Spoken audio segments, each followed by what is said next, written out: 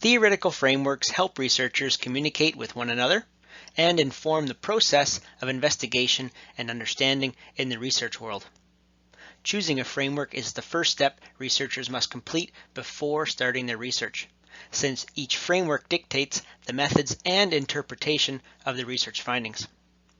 Grant and Osanlu, 2014, likened the theoretical framework to the blueprint of a house, serving as the structure and support of the study.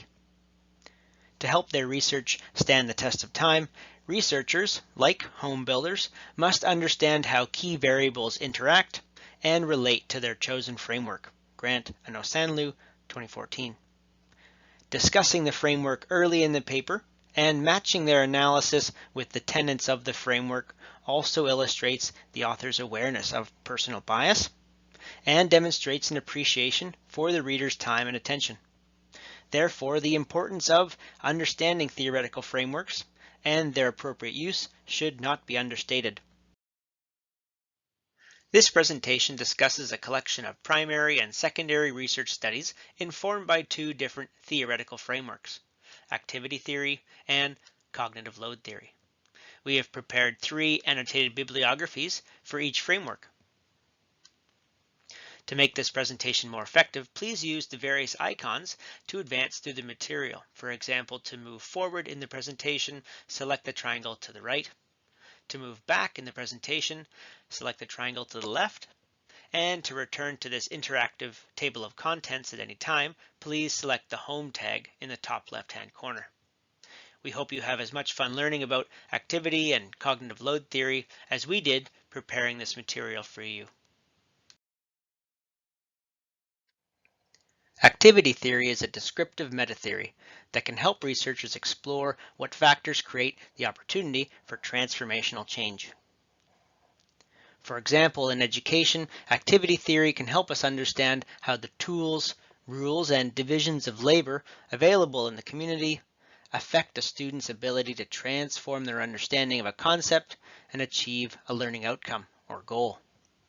Activity theory proposes that human understanding emerges, exists, and develops through action. Therefore, the learners need to do an activity, not just talk about it. And the act of reflecting upon the experience is critical to the long-term retention of the new content. However, this all occurs within a complex, bounded structure that impacts the entire process. Let's review activity theory within the context of this presentation and this course, LRNT 522, an introduction to critical reading, writing, and research. One may argue that there are numerous learning outcomes associated with this assignment. For example, let's assume one of the goals is to introduce our cohort to a wide range of theoretical frameworks. Let's also assume that we're using activity theory to describe the actions of you, the reader, and the other learners who are exploring activity theory for the first time. According to activity theory, the subject is the individual or group engaged in an activity. In the case of this presentation, that's you, the student. The object is a physical or mental product sought after and acted upon by the subject. Therefore, your understanding of activity theory and theoretical frameworks in general is the transformational object. To help you achieve the learning goal of this course, you have access to the community. This includes interdependent members who share social meaning and may be subject matter experts or colleagues. These include our fellow Mallet students, our instructor, and the authors of our annotated bibliography articles. Tools include anything available to the subject throughout the transformation process and may include access to the library, to new digital skills, team resources, and software like this presentation. In every activity system, the community chooses a set of rules that guide the subject's actions and deem what activities are acceptable. For example, the evaluative rubric of this assignment clarifies the expectations of our work, and Royal Road's plagiarism policy establishes social norms that guide our actions. And finally, the division of labor informs the degree of responsibility the subject and other community members carry in helping transform the object into the desired outcome. So, for example, who's more responsible for your learning? You, the learner, or us, the team who have drafted this presentation? Activity theory helps us illustrate what characteristics help learners grow and develop towards specific goals, and builds an appreciation for the interconnectedness of all 6 components. Clemmensen, Kaptelinin, and Nardi explored how activity theory has informed research over the past 25 years. First, the authors evaluated the current literature using 5 criteria and selected 109 research papers. These criteria included the purpose of using activity theory in the research, any referenced classic texts or activity theory resources, specific activity theory concepts used, any other theories used, and the original author's reflections on the appropriateness of using activity theory in the study. Second, the researchers used qualitative analysis and metasynthesis to explore various disciplines, focusing on human-computer interaction research. This topic has often used activity theory as its main theoretical framework. However, the authors did identify 3 challenges with activity theory, including how the many accepted meanings of the theory make it challenging to understand, how additional theories are needed to develop more tools, and that activity theory could not alleviate problems associated with the use of evaluation methods. Nevertheless, activity theory is a helpful framework when exploring how transformable objects affect human action, especially in the social and computer sciences. Hamood, Walker, and Badger used activity theory to explore how tablet computers affected teachers and students in rural classrooms in Oman. The authors also examined this technological intervention from 3 different perspectives, or activity systems, from the viewpoint of the impoverished school, the teaching staff, and the classroom.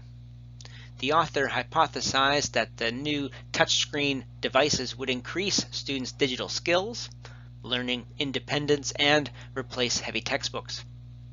Although the study encountered technical problems with their internet connection, the students demonstrated improved problem-solving skills, evidenced by a willingness to share the devices and work in larger groups, mitigating internet bandwidth issues.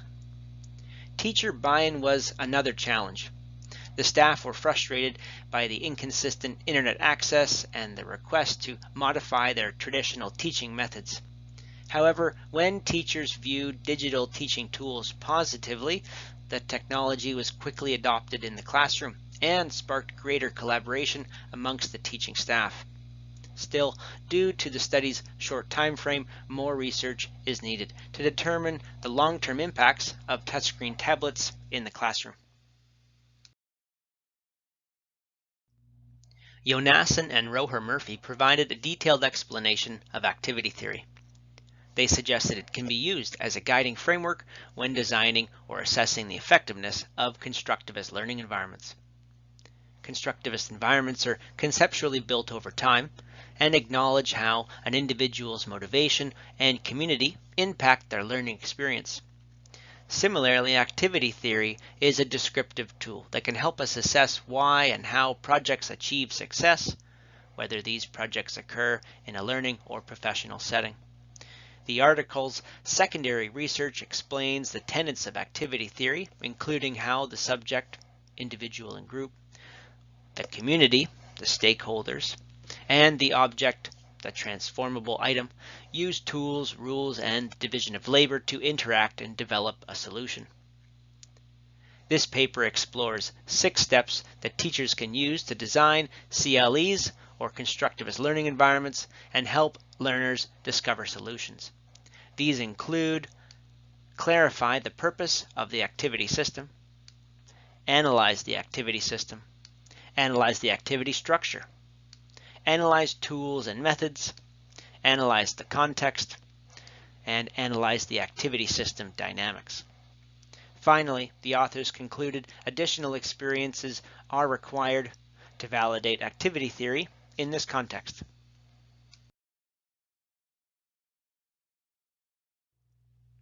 Cognitive load theory suggests that our ability to absorb and retain information requires time. When enough time to process new information is available, humans have an extraordinary ability to store memories and retrieve those memories in the future. This process begins with working memory, a temporary and finite space where information is collected and evaluated.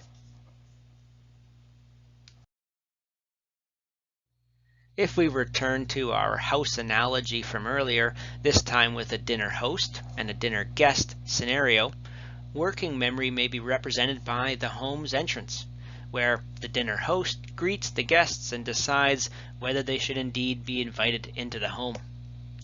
Cognitive load is the amount of information our working memory is asked to process at a given time. For example, dinner guests who were loud, obnoxious, and poorly dressed may be too much for our host to handle and may not make it past the front door.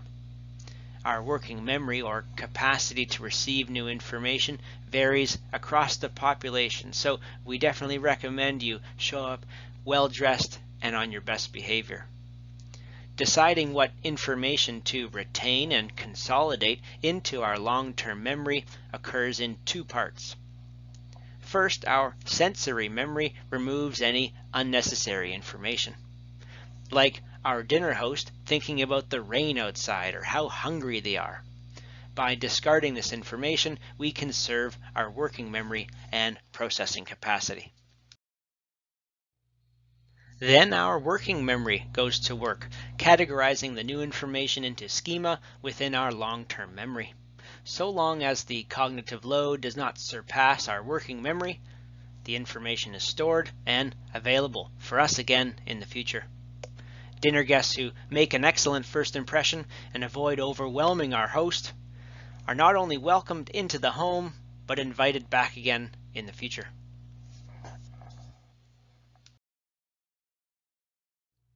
Cognitive load theory implies that we must be careful not to overload our working memory, especially in instructional and learning contexts.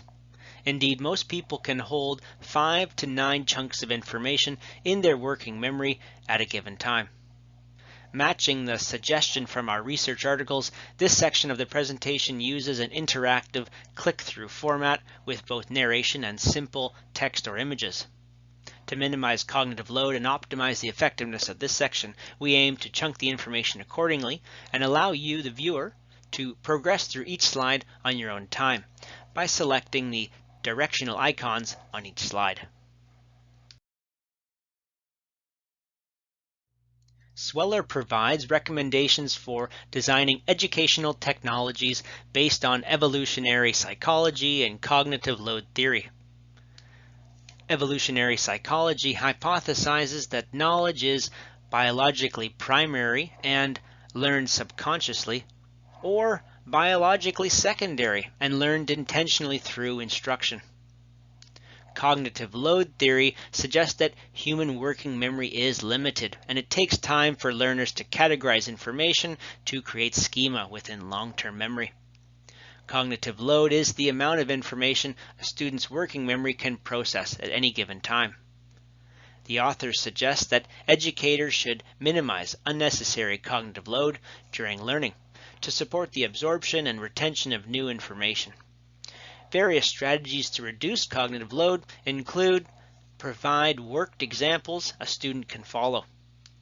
Use one type of information or location of content to avoid split attention.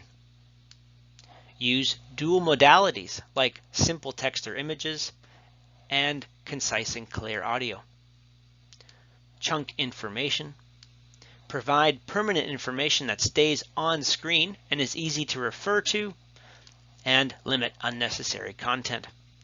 Digital technologies provide practical tools to facilitate these strategies and help learners optimize working memory and transform into schema within long-term memory as learners process new secondary knowledge. Wang, Fang, and Gu investigate the impact of different media formats on learning performance and cognitive load. Cognitive load theory suggests that instructional methods are not created equal and require different levels of mental load and effort. The authors created 3 versions of the same curriculum to explore this impact: an interactive click-through with questions and answers, short but passive instructional videos, and text-based information. 1 week before the learning activity, participants completed a pre-test to assess prior knowledge.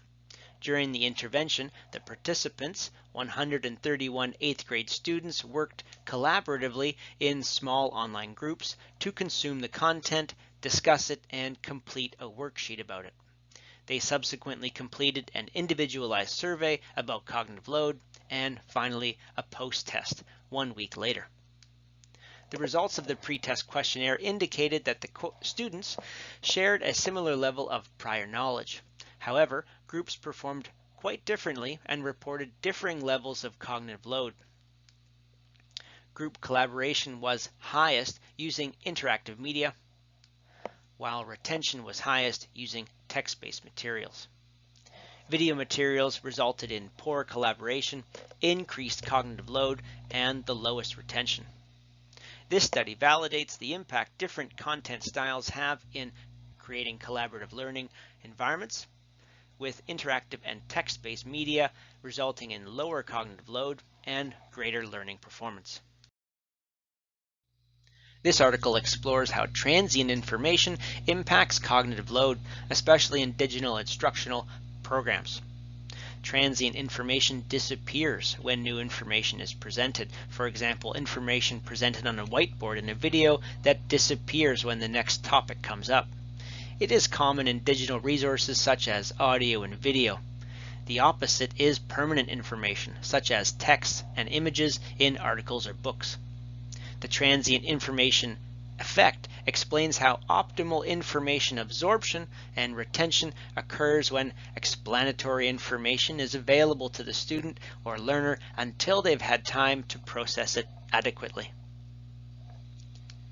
Rushing through content is a common issue that e-learning designers and users must tackle. The authors hypothesize that short sections of transient information are a better alternative to permanent text and static image formats. However, long sections of transient information detract from learning. Cognitive load theory supports this hypothesis, as human working memory can process short segments of transient information. In addition, humans learn effectively by observation or through dual modal content, like paired images and audio, so long as the content is clear and concise. The authors conducted 2 experiments to test the hypothesis, including the impact of animated video versus text information, and the impact of audio versus text information. Using each of these media, they compared short and long sections of transient information. The results of the experiments support the hypothesis that animated video and auditory information is the most effective. More effective so than text when presented in short e-learning sections. Thank you for completing our presentation. We hope it was a real page turner. Please use the quiz to tell us how you did.